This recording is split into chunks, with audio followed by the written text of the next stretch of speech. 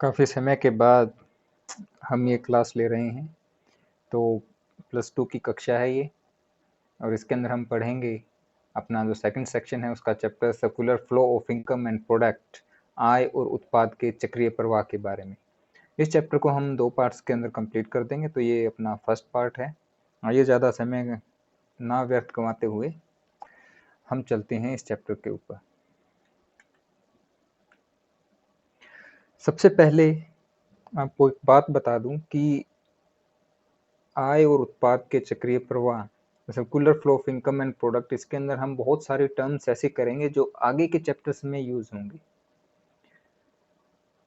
तो ये चैप्टर और इससे आगे जो चैप्टर आएगा वो दोनों ही नेशनल इनकम यानी कि राष्ट्रीय आय के लिए बहुत ही ज़रूरी है। तो इन टर्म्स को आप ज़रा ध्यान से पढ़िएगा और अच्छे से ये चैप्टर करना है।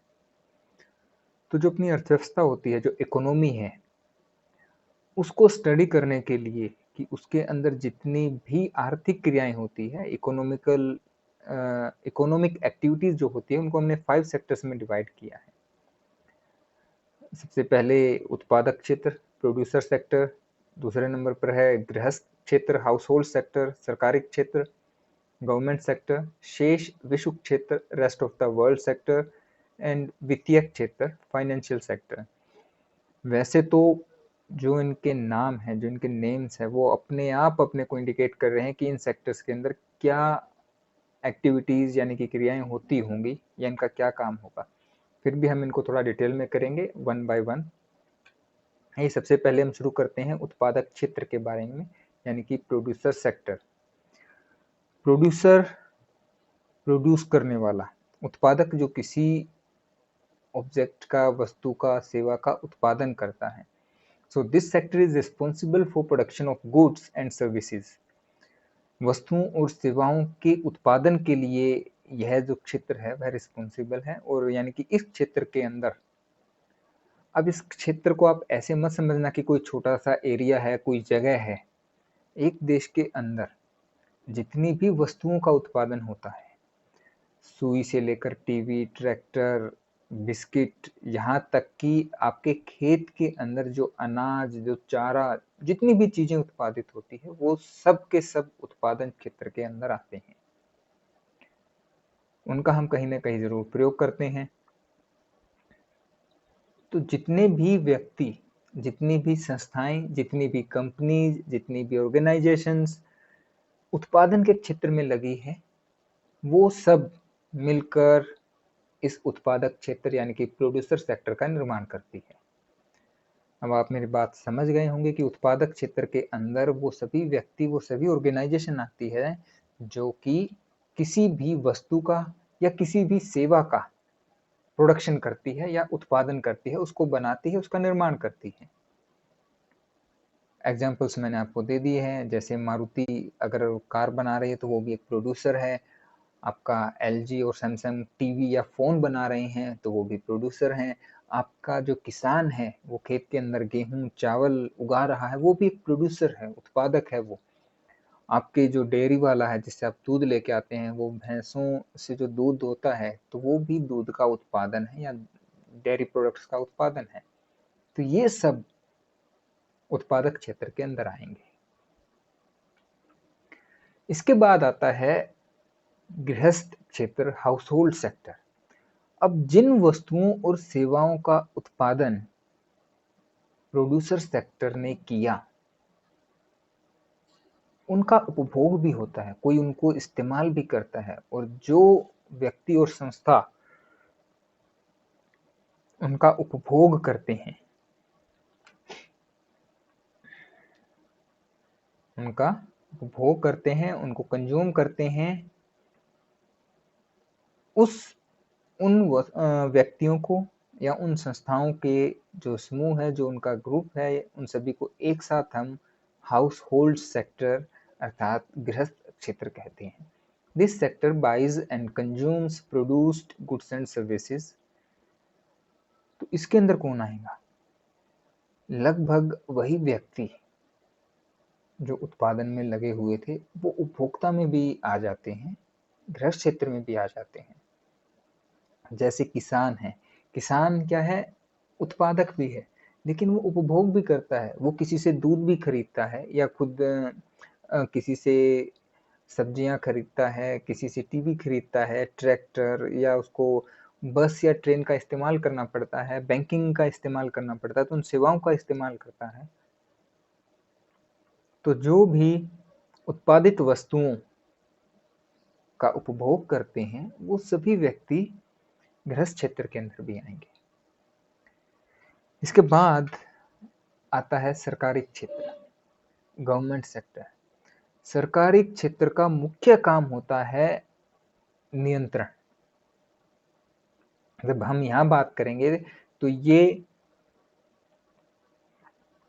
एक्टिविटीज परफॉर्म करता है related to taxation and subsidies, अर्थात जो अपने यहाँ टैक्सेस लगते हैं, कर लगते हैं, या हमें कोई आर्थिक सहायता मिलती है, सब्सिडीज मिलती है, ये सब कौन रेगुलेट करता है? ये सरकारी क्षेत्र अर्थात सरकार करती है।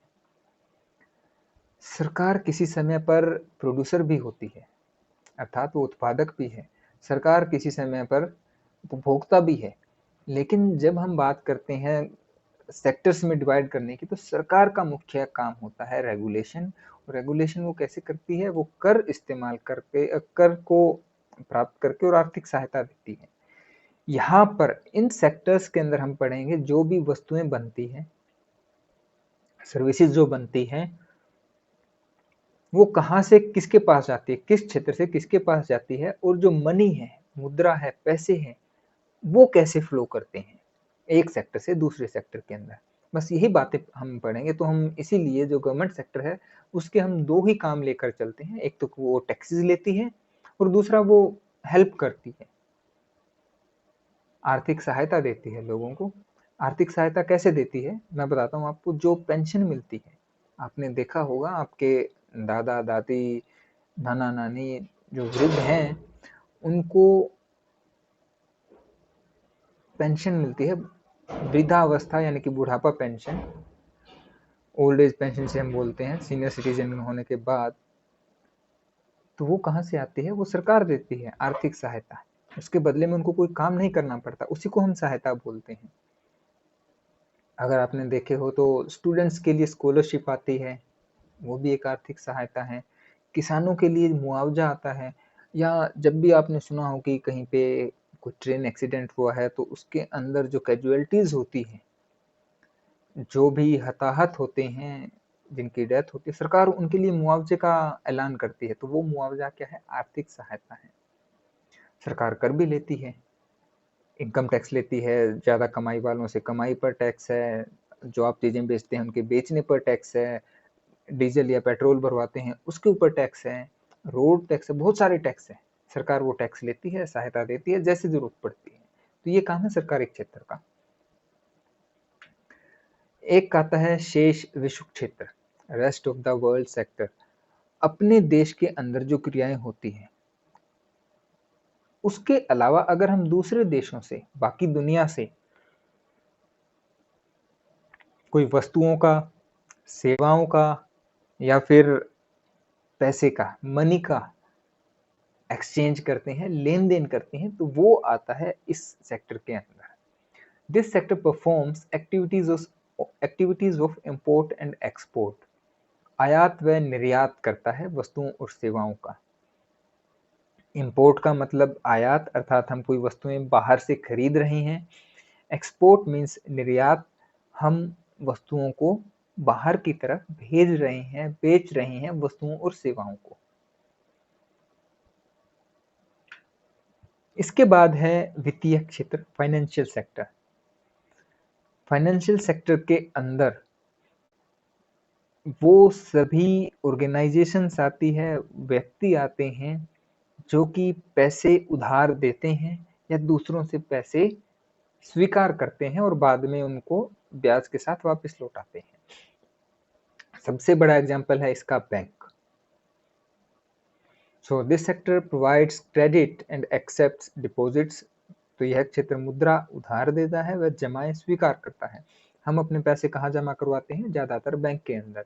तो वो जो हमने पैसे जमा करवाए हैं वो उन्होंने स्वीकार किए हैं, उसी को हम जमा स्वीकार करना बोलते हैं।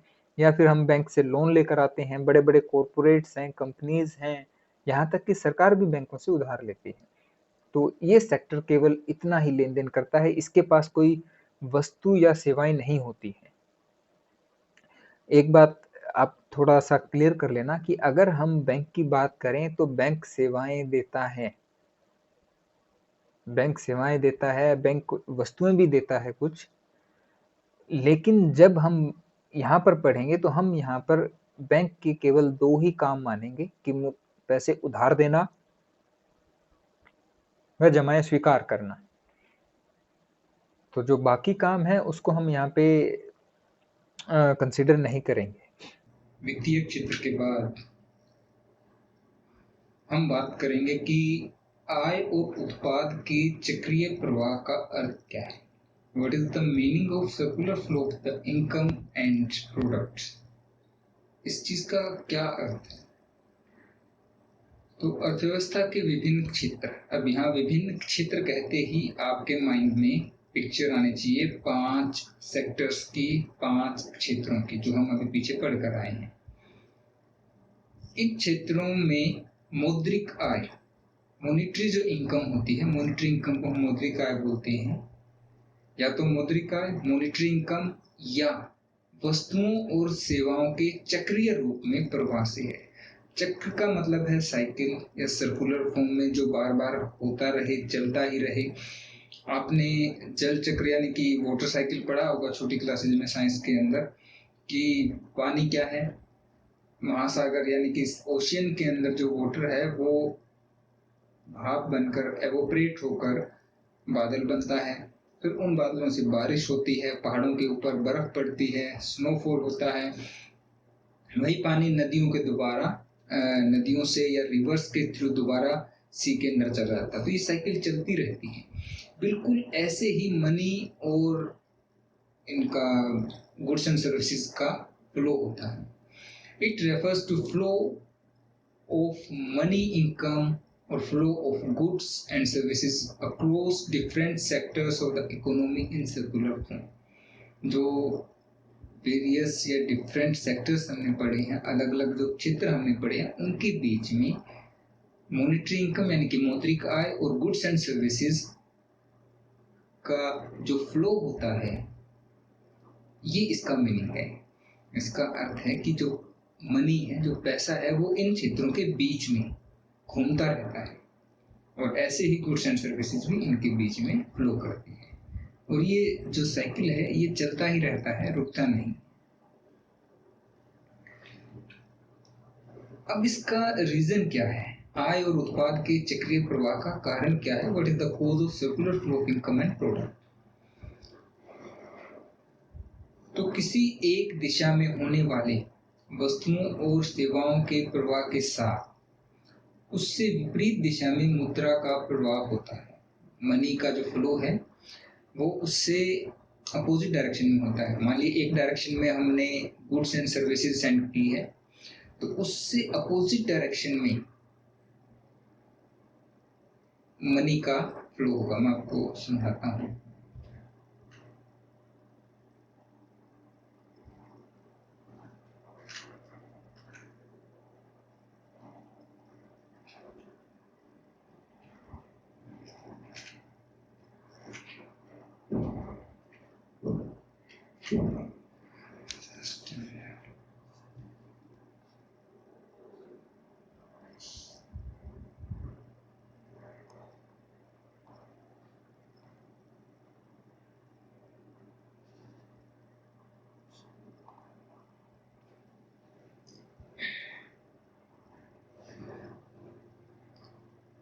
मान लीजिए ये कोई एक सेक्टर है,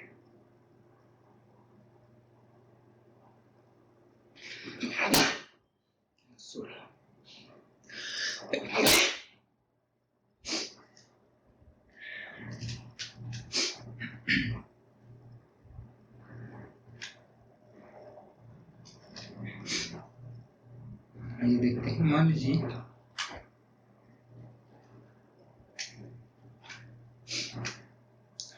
कोई एक सेक्टर है और इसको हम बोलते हैं प्रोड्यूसर, यानी कि उत्पादक क्षेत्र। ये है हाउस होल्ड सेक्टर, मीन्स गृहस्थ क्षेत्र। अब प्रोड्यूसर ने क्या किया, गुड्स एंड सर्विसेज बनाई और उनका फ्लो हुआ, कहाँ से कहाँ होगा। इसके अंदर जो ये एरो का साइन है ये इम्पोर्टेंट है, क्योंकि प्रोड्यूसर से गुड्स एंड सर्विसेज गई है हाउस होल्ड की तरफ, तो ये उधर इंडिकेट करेगा जिधर की फ्लो हुआ है। तो गुड्स एंड सर्विसेज का फ्लो हुआ है प्रोड्यूसर से हाउस होल्ड की तरफ। अब अगर हाउस होल्ड ने कोई गुड्स खरीदी है, आप मार्केट में गए, आपने एक मोबाइल फोन परचेज किया, तो मोबाइल फोन जहां से भी आया है वो प्रोड्यूसर ने बनाया होगा, आपने उसको परचेज किया, तो उस मोबाइल फोन के बदले में आपको मनी देनी पड़ेगी। तो मनी का फ्लो कहाँ से कहाँ हुआ, हाउस होल्ड से प्रोड्यूसर की तरफ। तो यही बात हमने अपने पहले पॉइंट में बोली थी कि किसी एक दिशा में होने वाले वस्तुओं और सेवाओं के प्रवाह के साथ साथ उससे विपरीत दिशा में मनी का फ्लो होता है। अगर हम एक डायरेक्शन में इधर हम गुड्स एंड सर्विसेज को सेंड करते हैं, तो इससे अपोजिट डायरेक्शन में मनी फ्लो होगा। ये दो सेक्टर हैं और हर दो सेक्टरों के बीच में ये होता है कि अगर कुछ उधर फ्लो हुआ तो उससे अपोजिट डायरेक्शन में मनी का फ्लो जरूर।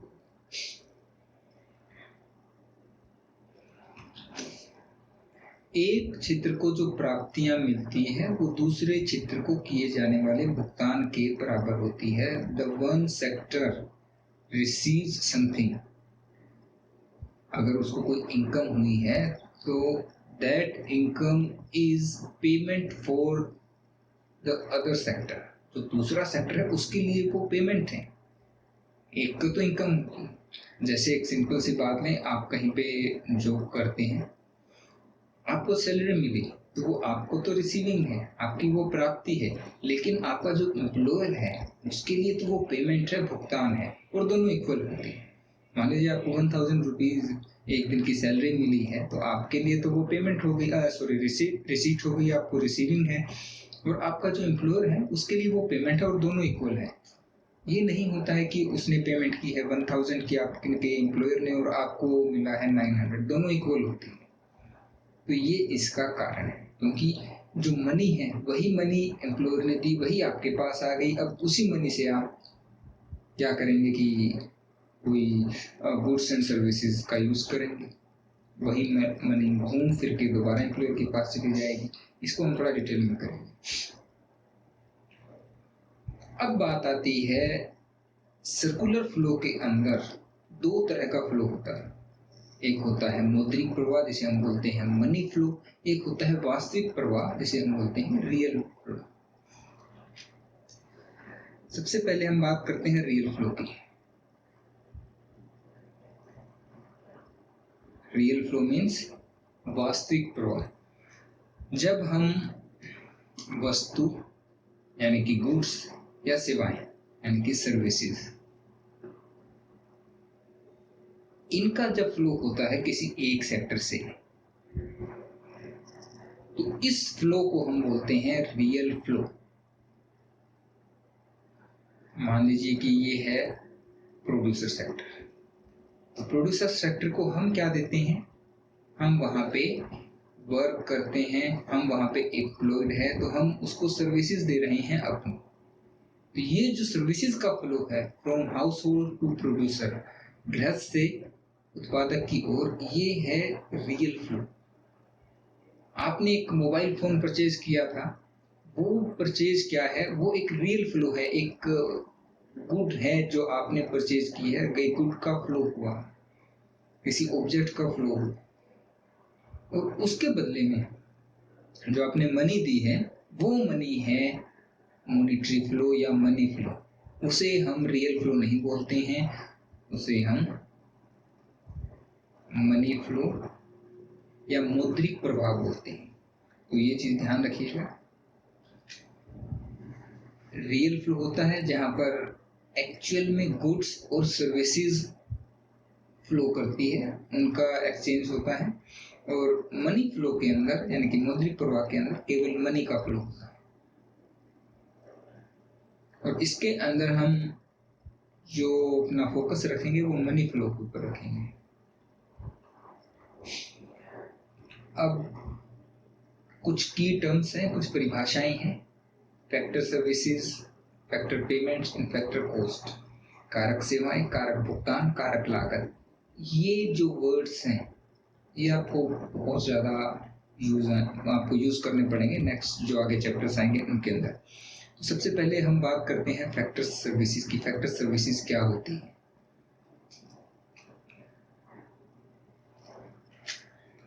प्रोडक्शन है यानी कि उत्पादन है।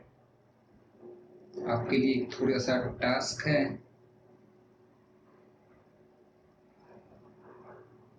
आप एक प्रोड्यूसर बनिए, आप एक वो व्यक्ति बनिए जिसको प्रोड्यूस करना है, कोई भी ऑब्जेक्ट, कोई भी वस्तु या सर्विस आपको प्रोड्यूस करनी है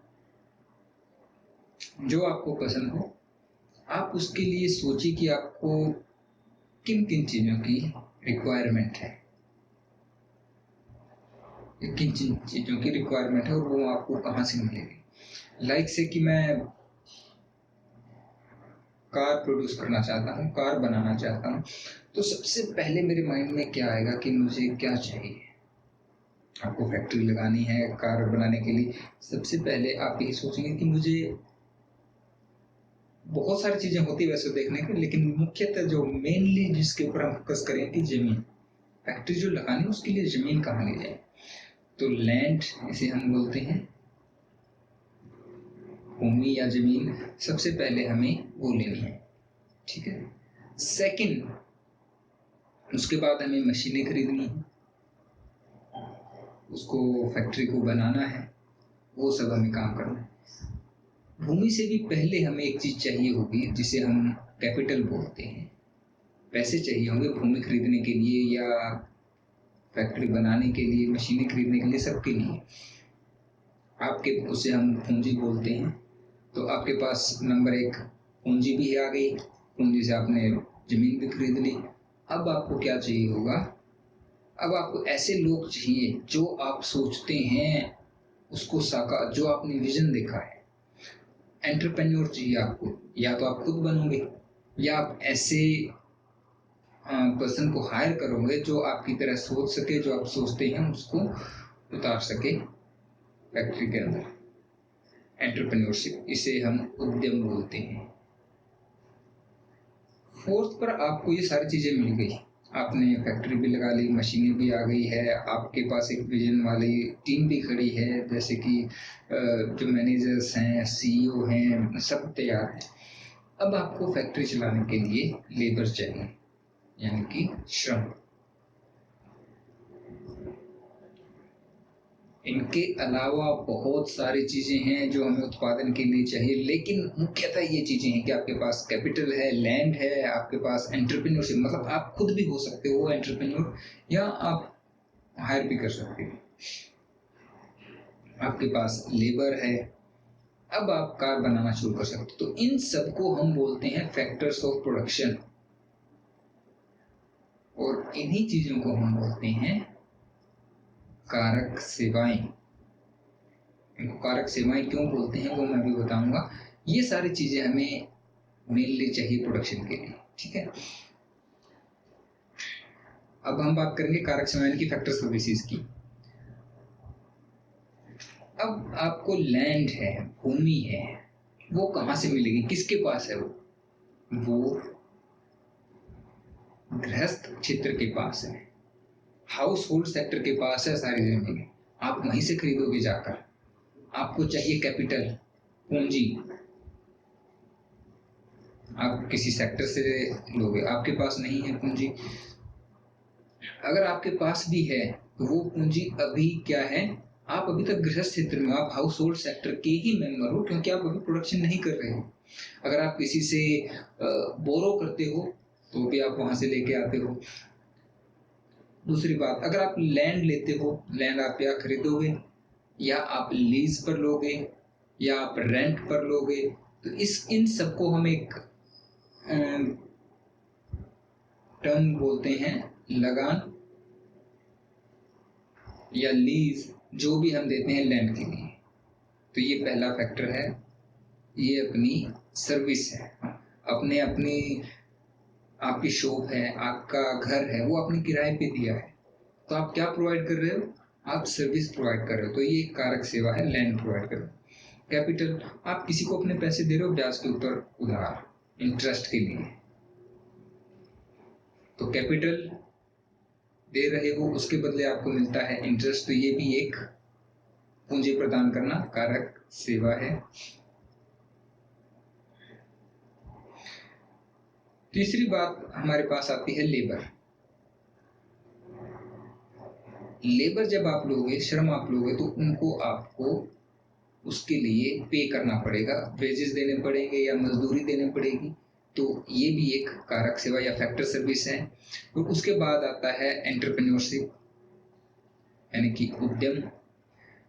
कारक सेवाएं यानी कि फैक्टर सर्विसेज की बात करने के बाद हम बात करते हैं कारक भुगतान की। और कारक भुगतान के बारे में हमने क्या जाना है कि जो श्रम, भूमि, पूंजी, उद्यम आदि कारक सेवाएं हैं, फैक्टर सर्विसेज हैं, उन सेवाओं के बदले हमें क्या है, कुछ पेमेंट करनी पड़ती है। मनी फ्लो होता है और उसी मनी फ्लो को, उसी जो हम उनकी कीमत देते हैं, उसी को हम कारक भुगतान कहते हैं, फैक्टर पेमेंट्स बोलते हैं। और यही फैक्टर पेमेंट्स जब हम प्रोड्यूसर्स की तरफ से देखते हैं, उत्पादक की तरफ से देखते हैं, तो ये उनके लिए एक कॉस्ट है, एक लागत है। जब हम उसको लिखते हैं उनकी बुक्स में, तो उसको हम फैक्टर कॉस्ट लिखते हैं। तो इन तीनों के अंदर जो मनी फ्लो होता है वो इक्वल होता है। कारक सेवाओं के लिए जो फैक्टर पेमेंट यानी कि कारक भुगतान किया जाता है, उसी को हम कारक लागत भी कहते हैं। अब बात आती है विभिन्न क्षेत्रों में आय का चक्रीय प्रवाह, circular flow of income in different sectors. जो सर्कुलर फ्लो है, अब इसके अंदर है 2 क्षेत्रीय मॉडल, 3 क्षेत्रीय मॉडल और 4 क्षेत्रीय मॉडल, यानी कि 2 sector model, 3 sector model and 4 sector models. अब आप एक चीज देखेंगे कि एक 1 सेक्टर मॉडल नहीं है। आपको इतना तो ध्यान होगा कि कुल मिलाकर हमारे पास 5 सेक्टर्स थे जो हमने इकोनॉमी के अंदर देखे हैं। अब उनमें से एक सेक्टर मॉडल क्यों नहीं लिया, या फिर कोई 5 सेक्टर या 5 सेक्टर मॉडल क्यों नहीं है? उसके रीजन है, देखिए, अगर कोई चीज का फ्लो होना है, किसी को लेना है, किसी को देना है, उसके लिए कम से कम 2 पार्टीज होना जरूरी है। अकेला व्यक्ति खुद को कुछ ले दे नहीं सकता। तो इसलिए एक क्षेत्रीय मॉडल नहीं है, हम शुरू करते हैं 2 क्षेत्रीय मॉडल। कम से कम 2 मॉडल होने चाहिए। और जो सबसे बेसिक होते हैं हमारे, वो होते हैं उत्पादक और गृहस्थ। और फिर 5 क्षेत्रीय मॉडल क्यों नहीं है? उसका कारण यह है कि जो अपने पास पूंजी बाजार है, पूंजी क्षेत्र है, उसके साथ केवल हम बचत करते हैं, और या फिर वो ऋण देने का काम करता है। केवल एक ही तरह का फ्लो है, बचत या ऋण देने का। उसको हम कोई सेवा देने के लिए नहीं रखते, उसको हम नहीं मानते हैं कि कोई वो सेवा हमें प्रदान करता है, कोई सर्विस वो प्रदान करता है वो सेक्टर। इसलिए उस सेक्टर को हम यूज नहीं करेंगे। और एक अलग बात, वो सेक्टर सबके साथ इंटरेक्ट करता है, वहां से मुद्रा जमा करने के लिए और उनको उधार देने के लिए। तो आइए शुरू करते हैं सबसे पहले, सबसे basic 2 sector model of circular flow of income. अब यहां पर आप देखेंगे, आपके सामने हैं 2 सेक्टर है, 2 मॉडल है, सॉरी 2 क्षेत्र हैं। एक उत्पादक है, दूसरा गृहस्थ है। अब जो कुछ लेना देना होना है इन्हीं 2 के बीच में होगा। कोई बैंक यहाँ पे नहीं आएगा, कोई सरकार बीच में इंटरफेयर नहीं करेगी, हम कोई इंपोर्ट एक्सपोर्ट नहीं करेंगे, केवल ये दोनों ही है। अब उत्पादक, मैं आपको शुरू में बता चुका हूँ, प्रोड्यूसर कौन होते हैं? जो सभी वस्तुओं का उत्पादन करते हैं। अपने देश के अंदर जितनी कार्स की फैक्ट्री है, जितनी बिस्किट्स की फैक्ट्री है, जितनी ब्रेड्स की फैक्ट्री है, टॉफीज की, साइकिल्स, सुई, एरोप्लेन या फिर टैंक बनाने की फैक्ट्री, वो सब उत्पादक है। उसके बाद हम आते हैं गृहस्थ पे, हाउस होल्ड। उन सबको जो खरीदता है, जो बाय करता है, वो सब गृहस्थ के अंदर आ जाएंगे। अगर हम यहाँ देखें तो जो गवर्नमेंट है वो भी दोनों जगह काउंट हो जाएगी, क्योंकि गवर्नमेंट क्या है, वो प्रोड्यूसर भी है और वो चीजें खरीदती भी है। लेकिन हम गवर्नमेंट की बात करेंगे बाद में।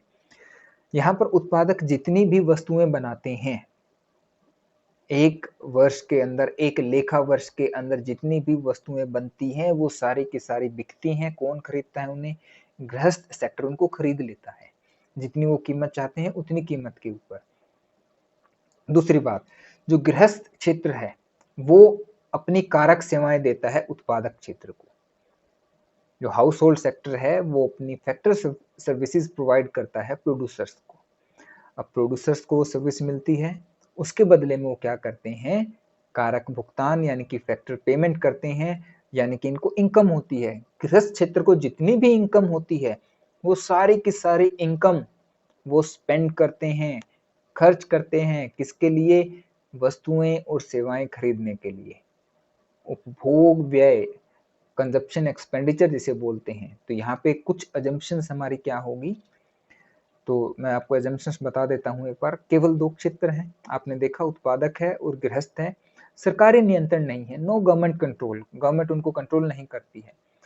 थर्ड इज बंद अर्थव्यवस्था, क्लोज इकोनॉमी। क्लोज इकोनॉमी क्या होती है? जब हम अपनी कंट्री के अलावा बाहर के अदर कंट्रीज के साथ, रेस्ट ऑफ द वर्ल्ड, अन्य देशों के साथ कोई भी ऐसा पैसे का या फिर गुड्स एंड सर्विसेज का कोई लेन देन नहीं करते हैं, तो वो एक क्लोज इकोनॉमी कहलाती है। फोर्थ पॉइंट है बचत नहीं करते हैं। जो हाउस होल्ड सेक्टर है वो सेविंग्स नहीं करता है। हम बैंक के अंदर अपना पैसा नहीं जमा करवाते हैं। हमारे जितनी भी इनकम हुई सारी की सारी हमने स्पेंड कर दी गुड्स एंड सर्विसेज को बाय करने के लिए। ये इसकी अजम्पशंस हैं, जो सबसे बेसिक मॉडल है हमारा। अब इसको समझते हैं। वैसे तो हम कर चुके हैं सारी बात, लेकिन फिर भी सबसे पहले हम चलेंगे उत्पादक से।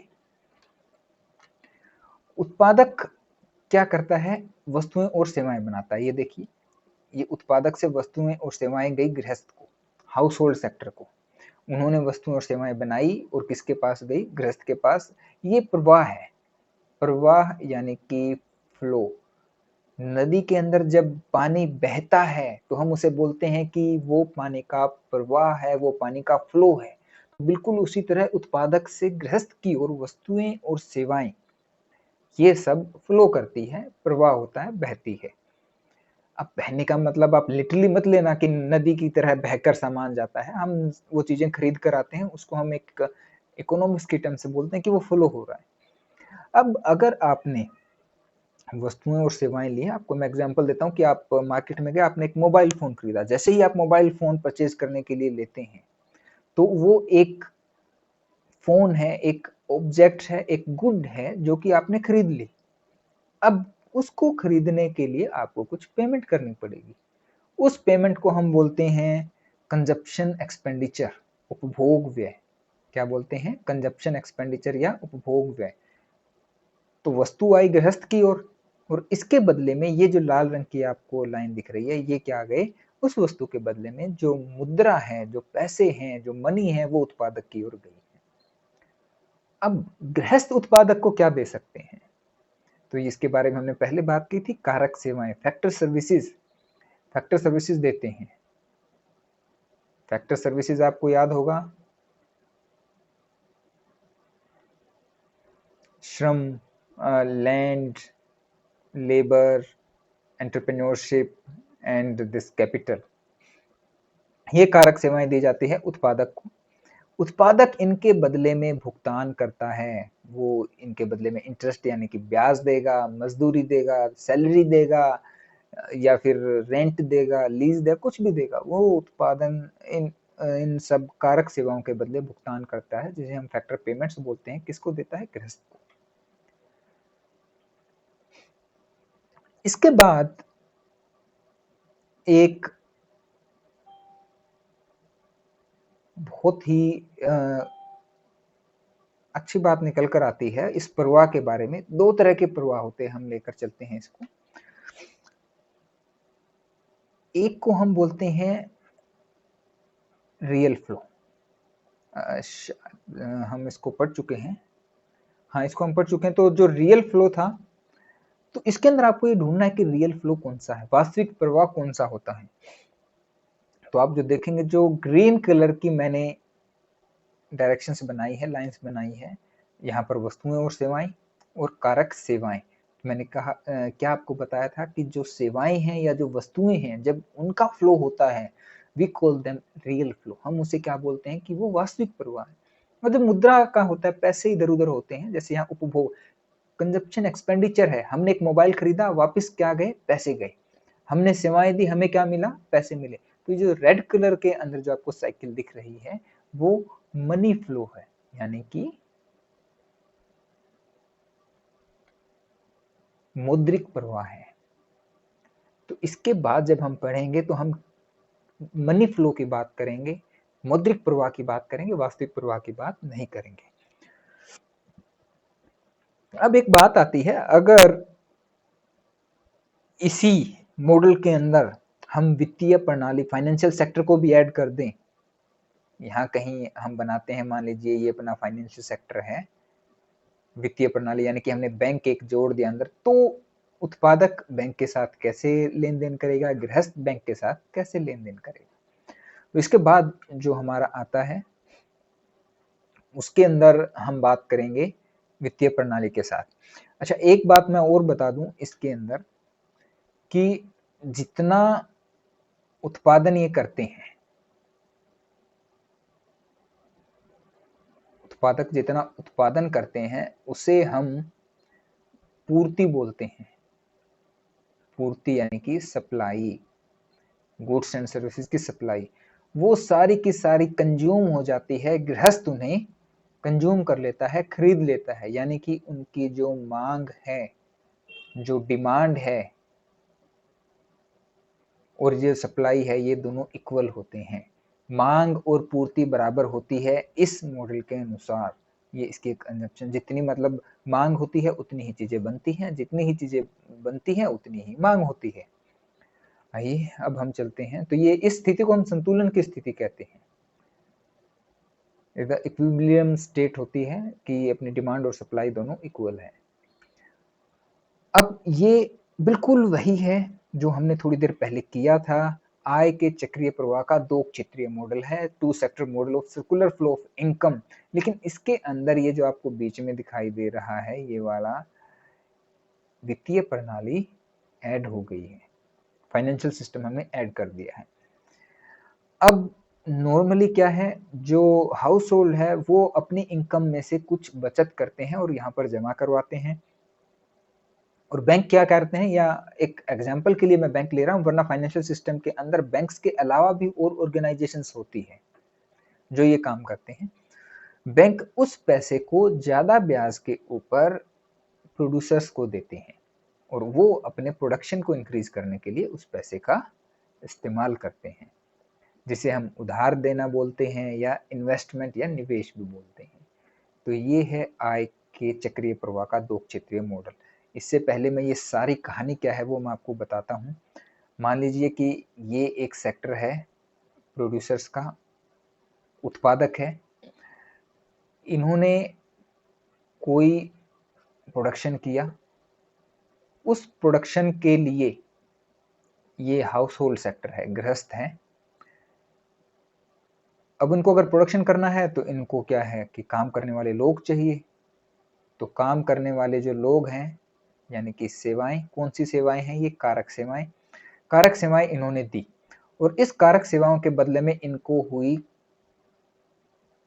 कारक भुगतान। कारक भुगतान यानी कि फैक्टर पेमेंट मिली, जो कि इनकम है किसकी, हाउस होल्ड सेक्टर की आय, आमदनी है।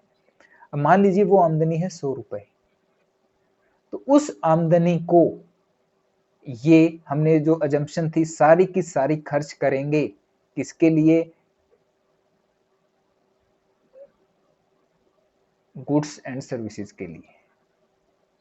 जो जितनी इनकी कमाई है, जितनी इनकम है, उन्होंने सारी की सारी खर्च कर दी और 100 रुपए इनको दे दिए।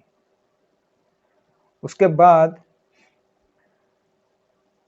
प्रोड्यूसर्स उतनी ही चीजें बनाएंगे जितनी उनकी जरूरत है। तो ये 100 रुपए ऐसे ही घूमते रहेंगे इस सिस्टम के अंदर, इसीलिए इसको सर्कुलर फ्लो कहते हैं, चक्रीय प्रवाह कहते हैं। तो ये हमारा 2 क्षेत्रीय मॉडल था। जब इसके अंदर वित्तीय प्रणाली बैंक आ जाते हैं तो वो अपनी सेविंग्स और करने में, बैंक के साथ हम यही करते हैं, अपना पैसा जमा करवाते हैं या बैंक से हम लोन लेते हैं, ये काम शुरू हो जाता है। इसके बाद हम आगे के क्षेत्र पढ़ेंगे, 3 क्षेत्रीय मॉडल और 4 क्षेत्रीय मॉडल। और आपको ये ध्यान रखना है कि आपको सोचना है कि अगर गवर्नमेंट बीच में आ जाती है तो वो इन सबके साथ कैसे इंटरेक्ट करेगी, कैसे लेन देन करेगी। तो तब तक आप इसकी रीडिंग लीजिए और आगे भी थोड़ा सोचना जारी रखिए। Thank you.